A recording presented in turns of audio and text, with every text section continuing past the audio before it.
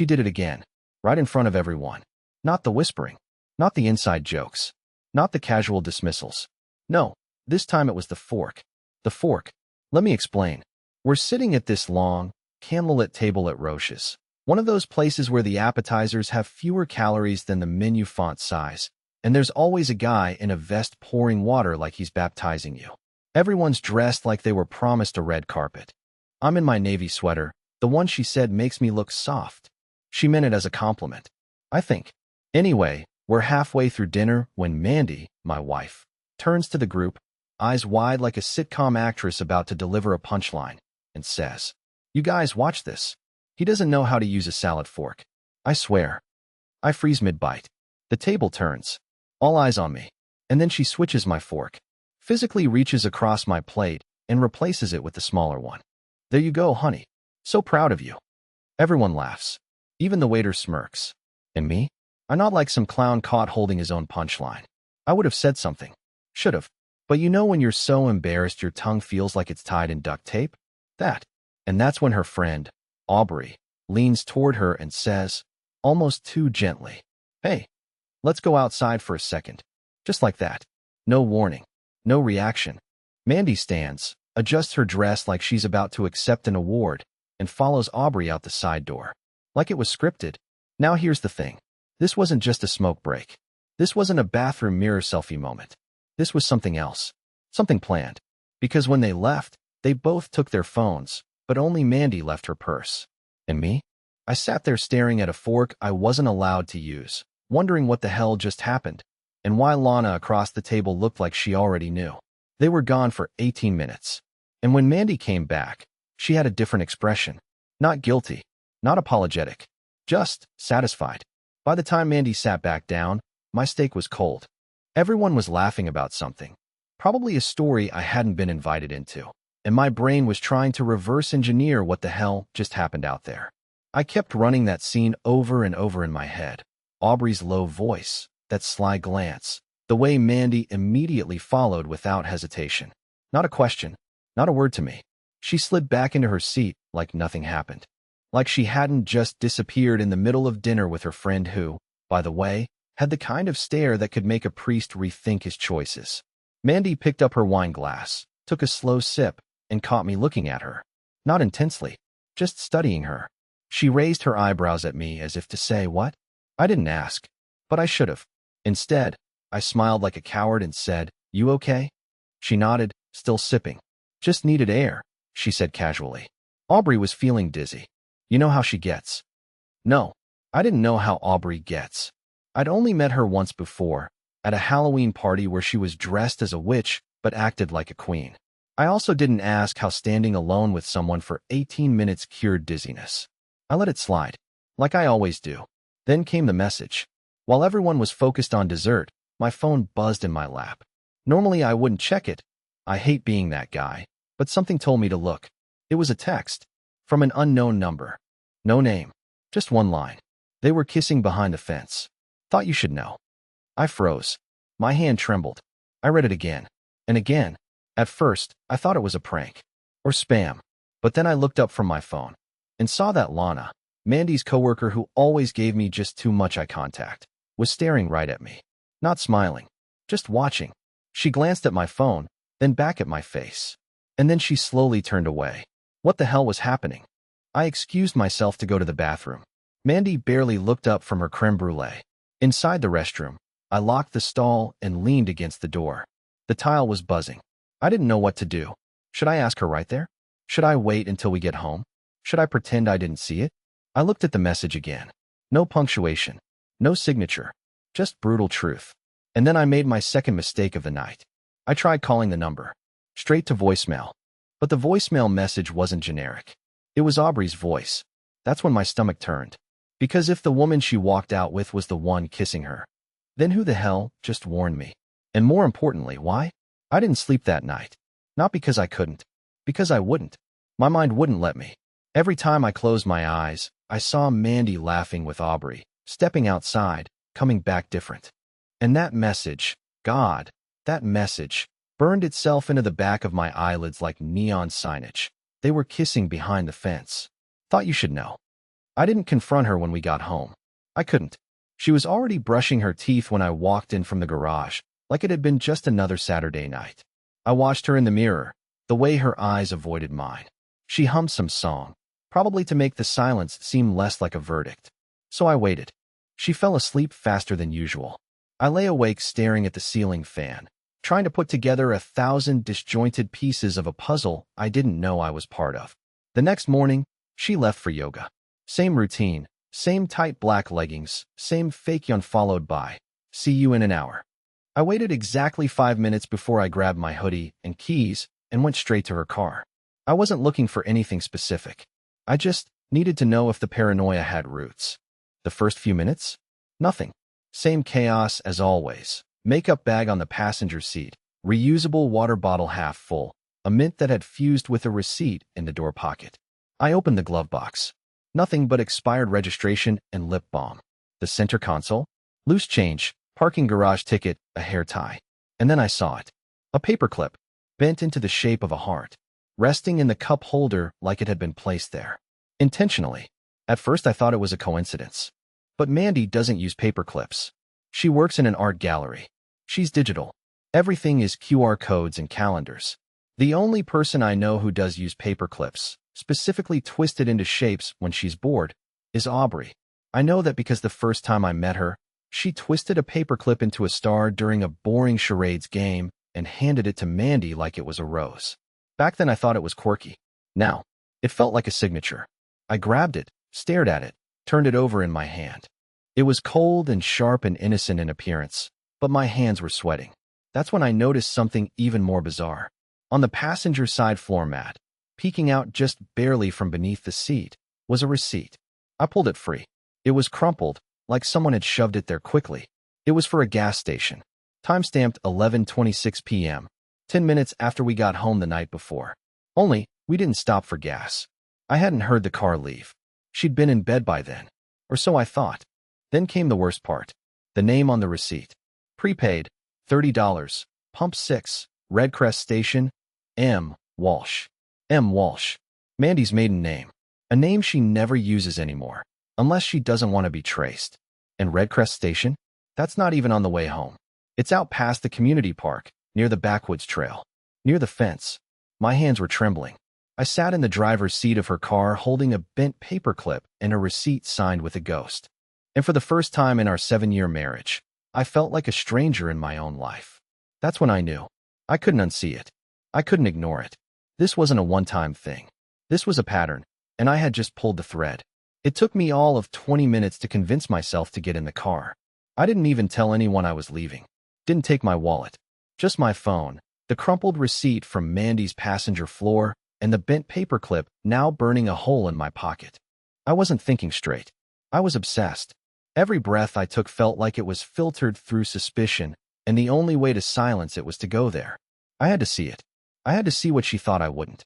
Redcrest Station sat at the edge of town, where the gas pumps still had plastic buttons, and the convenience store hadn't changed its soda machine since 2003. It was the kind of place where people don't make eye contact unless they're trying to buy weed. And it sat exactly half a mile from the park, the one with the fence. I parked across the street and walked the rest. My heart was pounding so hard in my ears I didn't hear the gravel crunching under my shoes. This was ridiculous, right? I kept telling myself that. Over and over. You're chasing ghosts, lol. You're becoming one of those guys. The conspiracy YouTube types. The guy who thinks the barista is winking in Morse code. But then I saw it. The fence. Not tall, not flashy, just a regular old black iron fence that bordered the back of the community park. Past it was a wooded slope that dropped off sharply into a small creek bed. I wouldn't have noticed anything odd, except someone had dropped a scarf on the lowest rung of the fence. A red one. Silk. I'd seen it before. Mandy wore it last fall. It still had the same tiny snag near the hem. It was hers. I stopped moving. My stomach dropped. The breeze kicked up and the scarf fluttered like it was mocking me. There was something about the way it had been left, not fallen. Placed. Draped over the iron like a marker. A signal. I ducked under the fence. The hill beyond it wasn't as steep as I remembered. I half climbed, half slid down the slope until my sneakers hit soft dirt at the bottom. And there, pressed into the mud, just barely visible under a thin carpet of pine needles, were footprints. Not boot prints. Not random animal tracks. Two sets of sneakers. One large, one small, standing close, facing each other. I crouched and looked closer. The larger pair had deeper indents at the toes, like the person had leaned forward. Or Preston. You don't have to be Sherlock Holmes to read what that meant. I stood there for a long time, silent except for the wind and a dog barking somewhere far away. I don't know what I was waiting for. A confession from the dirt? Maybe some trace of her voice still hanging in the trees? Eventually, I turned to head back up the slope, and that's when I noticed something that chilled me deeper than anything else so far. Just past where the footprints ended, about 6 feet from where I had been standing, there was a cigarette butt, still fresh, filter only slightly wet. I didn't recognize the brand, one of those slim European types with gold at the edge. Mandy doesn't smoke, but Aubrey does. I know this because last Christmas, she burned a hole in our table runner and laughed about it like she had dropped a snowflake. I picked up the butt using a napkin from my pocket. I don't even remember grabbing it earlier, but I had it. My fingers were shaking so hard, I dropped it twice before getting it into a sandwich bag from my glove compartment. Yes, I'm the kind of guy who keeps sandwich bags in the car, normally for snacks. Now for evidence. When I got back to the driver's seat, I didn't even start the car. I just sat there staring straight ahead, the bagged cigarette, but sitting in the cup holder next to the bent heart-shaped paperclip. And that's when my phone vibrated. New message. Unknown number again. You're getting close. Don't trust the one who tells you she's on your side. No name. No emoji. Just that cold, calculated line. I looked around the empty gas station lot, out toward the street, then up into the rearview mirror. No one. Not a soul. But someone was watching. By the time I got back home from Redcrest, the sun had started to rise. Everything in the neighborhood looked still and peaceful. Sprinklers ticking, birds chirping, cars warming in driveways like nothing in the world had gone wrong. And yet there I was, pulling into the garage with mud on my jeans, a used cigarette in a sandwich bag, and the heavy realization that my life had already slipped out from under me while I wasn't paying attention. And the worst part? She was home. Mandy's car was in the driveway. It wasn't there when I left. It must have arrived while I was parked behind the gas station fence, holding her red scarf like a grief-stricken idiot in a mystery novel no one would bother to finish. I walked in quietly. The hallway smelled like her citrus shampoo. I could hear the shower running upstairs. No music, no humming, just the water. I thought about confronting her. I thought about yelling, demanding to know what the hell happened last night, why her scarf was behind a fence, why there were footprints in the dirt, why she signed a receipt with her maiden name, why someone texted me a warning like I was the protagonist in some indie thriller. But I didn't. I did what I always do. I walked into the kitchen, sat at the table, and stared at the floor, waiting. She came down 20 minutes later in fresh yoga clothes and a messy bun. She kissed my head and said, "Hey babe, I'm meeting Tasha for breakfast. Want anything?" I said no. She left without asking another question. But she made one mistake. She left her iPad. Mandy never leaves her devices behind. She takes them everywhere, even to the bathroom, even when it's just the two of us on the couch. I used to tease her for it. "You're gonna short-circuit that thing," I'd say. She'd always respond with, "It's just in case a client calls." But now it was sitting there on the coffee table, screen black, like a forgotten clue waiting for the next scene to begin. And yes, I picked it up. Now listen, I don't like snooping. Truly. I think it's a sign something is already broken when you feel the urge to check your partner's device. But things were broken, cracked open and spilling out, and all I was doing was following the leak. So I sat there, praying that her passcode was still the same 4-digit code she used for everything else. It wasn't. She had changed it. Another first. So I did something I'm not proud of. I grabbed her Apple Pencil, and I looked for smudge patterns. I'd seen a YouTube video years ago about how the natural oil on fingertips leaves slightly darker residue on the screen, especially if the screen hadn't been wiped in a few hours. I angled the iPad toward the kitchen light. The smudge trail showed a 2, then a 5. 9.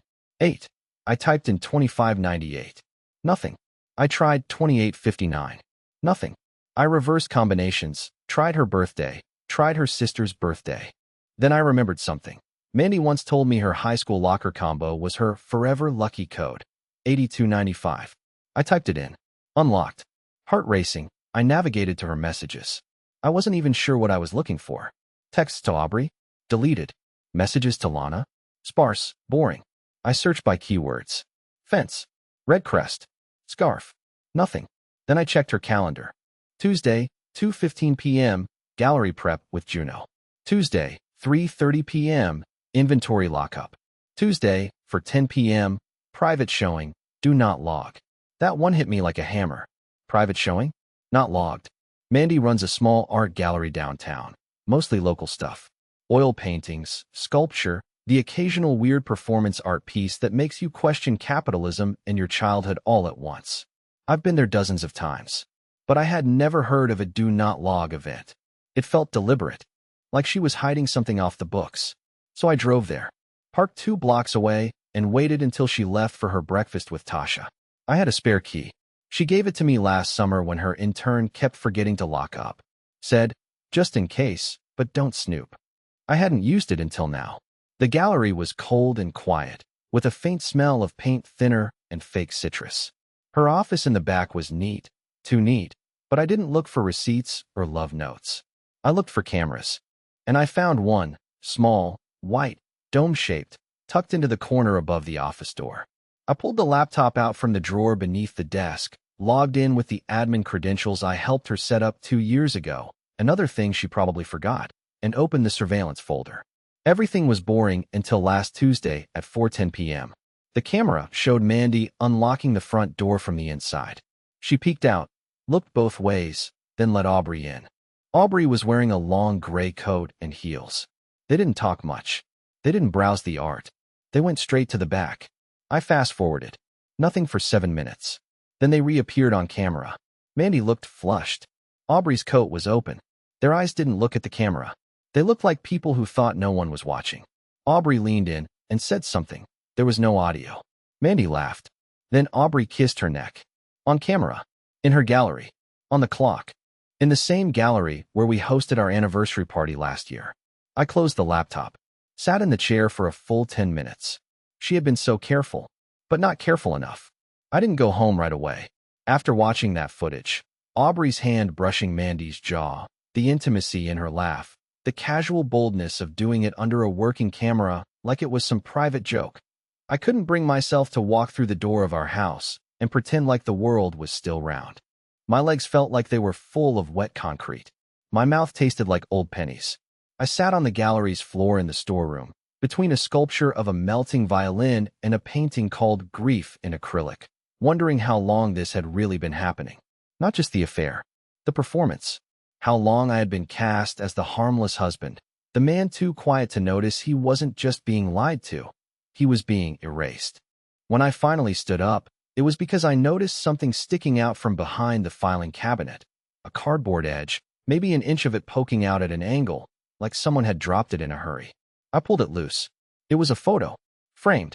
Mandy and Aubrey, standing in front of a cabin. Not just any cabin, our cabin. The one in Wetland Pines. The one we used to rent every October for our off-grid weekends. I remember the weekend that picture had to be from. It rained the whole time.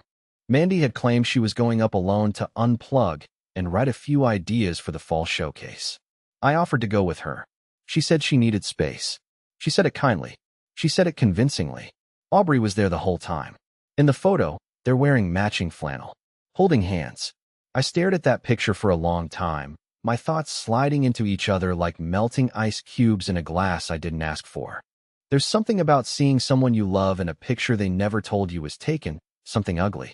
It feels like trespassing on your own life. There was a post-it stuck on the back of the frame. 2 words. For Thursday. That's when I remembered something. Thursday was the night of Mandy's out-of-town installation visit in Camber Ridge. She told me not to worry about dinner, said she'd be back late. But now I was wondering if Camber Ridge even existed on her itinerary, or if it was just another borrowed lie from the gallery's excuse drawer. I started opening drawers. If there was one photo hidden, maybe there were more. There weren't, but there was something worse. A manila envelope, thick and stiff, labeled in Mandy's handwriting. L. Legal, Phase 1. Inside were printouts, contracts, copies of emails, typed notes with Mandy's initials in the margins. I sat back in the chair and unfolded the first page. It was a partnership transfer document. It stated that the gallery's ownership would be moved into a shared LLC between Mandy Walsh and Aubrey Langston, effective within the month, and that the former silent co-signer, me, apparently, had agreed to surrender any non-vested investment after a review period. There was a forged signature on page 3. My name. My handwriting. But I didn't sign it. Not just an affair. A setup. They weren't just cheating on me. They were removing me. I flipped through the rest of the documents, my pulse in my neck now louder than the ticking of the gallery's ancient wall clock.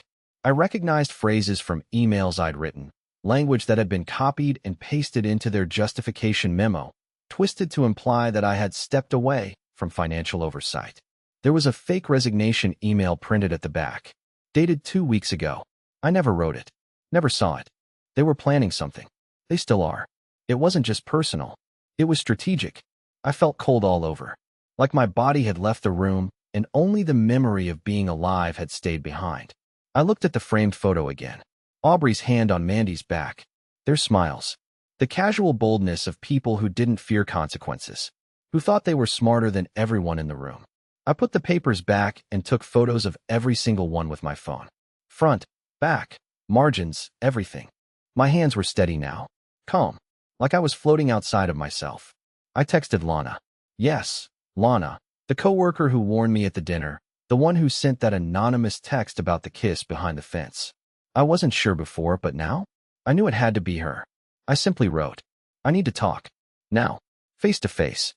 She replied in under 2 minutes. Meet me at the old bookstore cafe. Back patio. 30 minutes. Come alone. I didn't respond. I just left the gallery, careful to lock the door behind me, and walked down the sidewalk like I hadn't just discovered the woman I married was trying to delete me from her life like a smudge on a painting. The bookstore cafe was tucked behind a line of ivy-covered brick buildings, the kind of place where the smell of old pages clung to the cushions and nobody asked if you were okay unless they actually meant it. Mandy and I used to come here. Years ago. Back when we still made jokes about becoming those weird old couples who drank herbal tea and read historical fiction aloud to each other. The irony wasn't lost on me as I stepped through the back gate into the patio area and saw Lana already sitting there, arms folded tightly, like she'd been waiting too long and not long enough all at once. She didn't stand to greet me, just nodded to the empty chair across from her. Thanks for coming, I said. I shouldn't be here, she said quickly, her eyes scanning the alley behind me.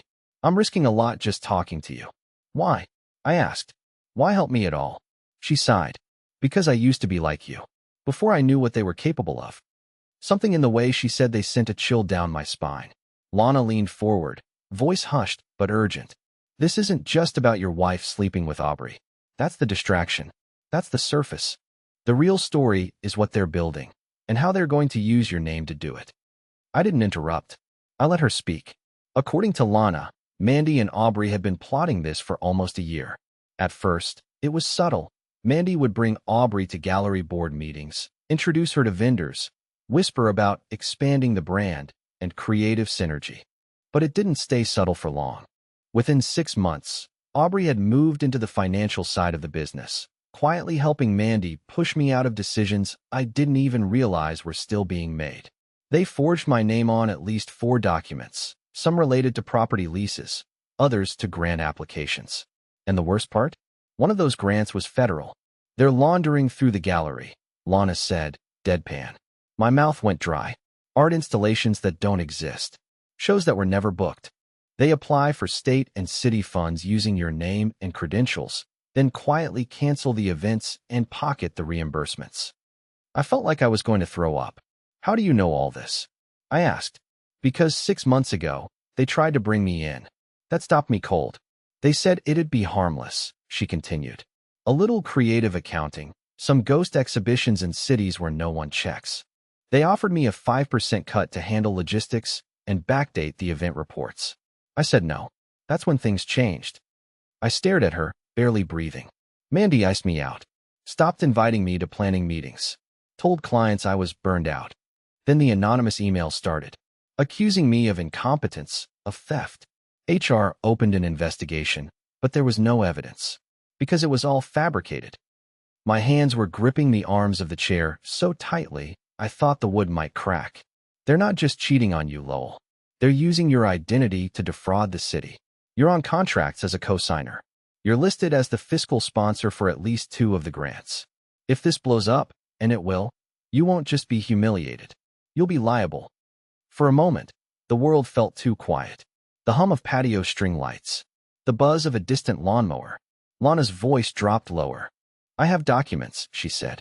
Copies of the funding requests. Screenshots of emails. I didn't know what to do with them until now. Why didn't you go to the police? I asked. Because Mandy has friends in city council. And Aubrey, she's connected in ways that don't make sense. Her name doesn't show up in most records. Her digital footprint is almost non-existent. I think she's done this before in other cities. I shook my head. This is insane. Lana reached into her purse and pulled out a flash drive. She slid it across the table. I've kept everything. In case I disappeared or made a mistake. You need to see it. I picked it up, feeling the weight of it like it was explosive. Then she said something I'll never forget. You're not paranoid, Lowell. You're a mark. And you've been playing the part perfectly. I wanted to scream. I wanted to cry. But mostly, I wanted to burn it all down. As I stood to leave, Lana stopped me with a final warning. They're planning something for Thursday. I don't know what it is, but I know it involves the cabin. The one from that photo you found. Don't let them get there without you knowing. And don't let them think you're onto them. I walked out of that patio into the October evening with Lana's flash drive in my hand and my entire life unraveling behind my eyes. Thursday was 3 days away, and whatever was coming, I had to be ready. Thursday arrived with the kind of eerie calm that made everything feel twice as loud. My shoes on the hardwood, the beep of the microwave, the soft buzz of Mandy's phone charging beside the bed. She had no idea what I knew. Or maybe she did, and was just that good at pretending. Either way, I kept up the performance. Same tone, same awkward husband smiles, same passive nods as she told me about her solo weekend retreat to Wetland Pines. I told her to take her time. I told her I'd see her Monday. Then I packed my car and left 20 minutes later, taking the long way up. Not to the cabin, to the ranger station. Lana's flash drive hadn't just been full of receipts and emails. It also had metadata timestamps, IP logs, and correspondence with someone named Seth Klein, a former gallery owner in Oregon who had gone bankrupt under nearly identical circumstances 5 years ago. His final email said, "Tell the next guy not to wait until it's too late. Burn them before they bury him." I had made my decision. I wasn't going to burn anyone. I was going to let them do it themselves. At the ranger station, I met with an old friend, Charlie, who worked part-time for the Forestry Commission. He owed me a favor from back when I helped him recover lost data from his fried external hard drive. All I asked was to borrow 2 discrete trail cams, the kind that log footage and upload to cloud storage in real time. I set them up that afternoon, one pointed at the front porch of the cabin, the other hidden near the tree line behind the firewood pile. I synced both to a hidden folder on a new email account and tested the feed twice. By 5 p.m., I was done. Then I waited. The first car arrived at 6:52 p.m. It wasn't Mandy's. It was Aubrey's. She got out alone, paced the porch for a while, smoking one of those slim cigarettes, checking her phone like she was waiting for a delivery. Mandy pulled in at 7:08. She looked nervous. Her usual confidence was gone. Her eyes darted, her fingers twitching as she climbed the porch. They didn't hug. They didn't even smile. They walked straight inside. The trail cam caught it all. Over the next hour, they unpacked what looked like paperwork, a laptop, 2 USB drives. Aubrey lit candles. Mandy poured wine. Their voices were too low to hear, but their body language said it all. This wasn't romance anymore. It was business. At 8:12, Mandy pulled out a manila envelope. I recognized it immediately from the gallery. The contract. The last step of cutting me out of everything. Business, finances, the gallery I helped her build from nothing. Only they didn't know the feed was live. At 8:26, I forwarded the stream and the saved footage to 2 inboxes. My lawyer. The Office of the Inspector General for the State Arts Funding Department.